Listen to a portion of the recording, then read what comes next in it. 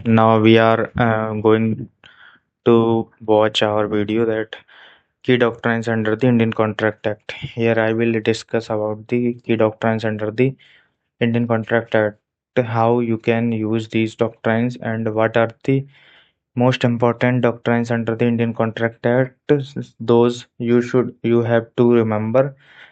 These doctrines will also help you in your exams and also in your real life. Now we will discuss about our first doctrine is doctrine of consensus ad idem, meeting of minds. This doctrine talks about the how our minds meets when we want to make a contract or want to enter into a contract. We we try to meet our minds how we can uh, agree on anything just like that. When someone want to create a contract with us, so we our minds when our minds will meet, and then we will create a contract. Just like parties must agree upon the same thing in the same sense. That means and when I say I want to sell an apple to you and you want to buy apple, that means our minds are meeting. That means I want to sell my apple and you want to buy my apple, so that means our minds are in same situation. Fundamental requirement for a valid contract is mutual understanding. And case law, there is a case law, Sunday versus Lindsay, demonstrated made that a mistake as to identify of the contracting party can negate consent. This is a case where we can see that how parties can negate consent. Example, we have example A agrees to sell his car to B. A owns a Maruti and a Honda. Okay, B thinks A is selling the Honda while A intends to sell the Maruti. No consensus and item, hence no valid contract. That means A want to sell his car, but A did not define what car he want to sell, which car he want to sell, Maruti or Honda. Also, we want to purchase Honda, but A want to sell Maruti. There is no consensus at item. That means there is no meeting of minds. Okay, now next doctrine we have doctrine of free consent. In every contract, we know that free consent is a very essential part. Without this, we cannot create any contract. The contract will be voidable at the consent at the option of a party whose consent was taken against her bill or whose consent is not a free consent. Concept must be genuine, caused and not caused by coercion, undue influence, fraud, misrepresentation, or mistake. And these are starts from section 1415 to 2019. Now let's discuss about coercion. Coercion is means giving someone a threatening to commit an act forbidden by the Indian Penal Code, or now we can say Bharatiya Nyaya Sanhita, to compel someone into an agreement. When you are threatening to someone to enter into a contract, that I will do that thing that is also uh, uh, prohibited by Indian laws, just like Bharatiya Nyaya Sanhita or Indian Penal Code. Now see a case law, Ranganayakama versus Alvar Shetty. Widow forced to adopt a child before her husband's cremation was allowed. Adoption was held invalid due to coercion. Widow was forced to adopt a child, and that was a invalid consent, and because it was a consent taken by the and undue influence. Sorry, coercion. It was a void consent, and there was no contract. Undue influence. One party in a position to determine the bill of another uses that position to gain unfair advantage. When one party has a position that he or she can use that position or to influence someone and take unfair advantage. That is called the undue influence. Raghunath Prasad versus Sarju Prasad highlighted that the misuse of a key dominant position is key.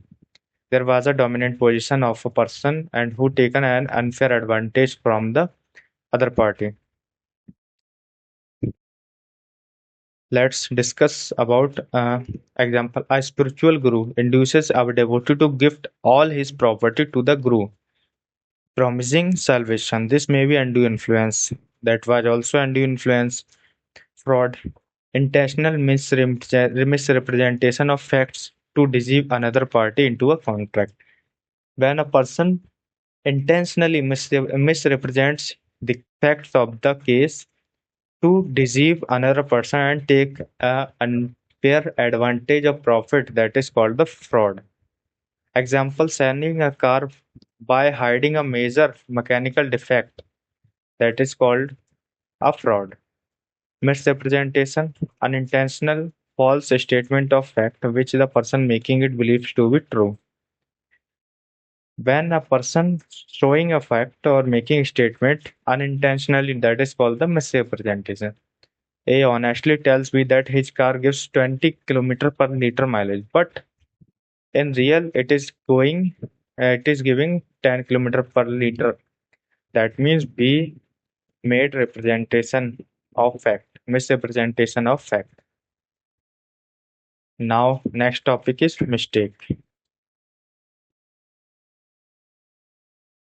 Bilateral mistake, when both parties make a mistake to understand their facts, that is means bilateral mistake. Galloway separation agreement between a man and a woman voided when it was discovered the man's first wife was alive as both parties mistakenly believed they were legally married. Both parties was thinking that their first wife was alive and they got separated, but it was mistake by both person. A agrees example A agrees to buy B's horse. Unknown to both, the horse was dead at the time of the agreement.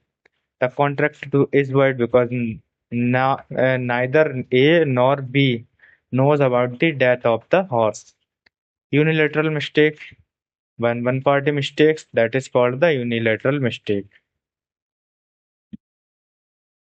Uh, there is a case Aikapam Angal Singh Atkopam Angal Singh.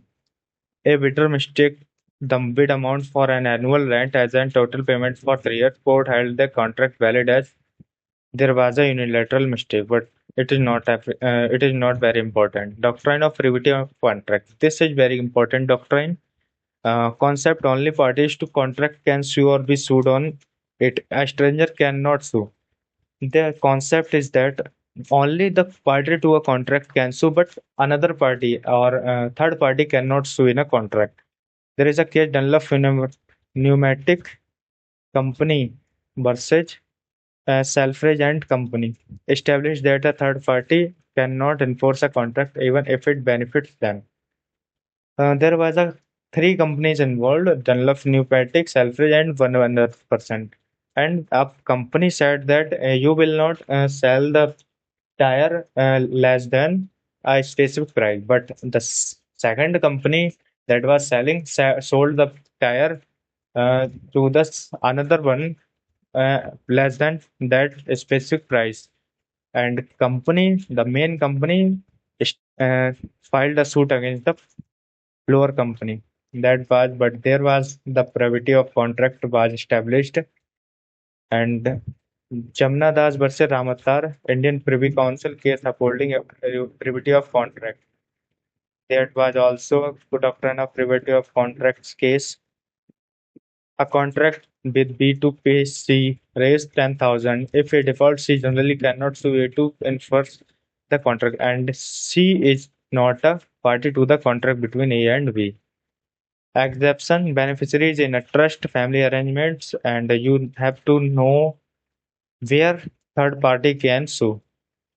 The beneficiaries in a trust, family arrangements, acknowledgement, agency covenants with running lands. Doctrine of consideration. There is a doctrine of consideration, something of value given by one party to another in exchange for a promise. You know that without consideration, there is no contract, except exceptions. So we now start. Curie versus Miser defined consideration as a right, interest, profit, or benefit accruing to one party or someone for variance, detriment, loss, or responsibility given, suffered, or undertaken by the other. Kedarnath Bhattacharya versus Gauri Muhammad established that if a promise leads to incurring liability, it can constitute consideration.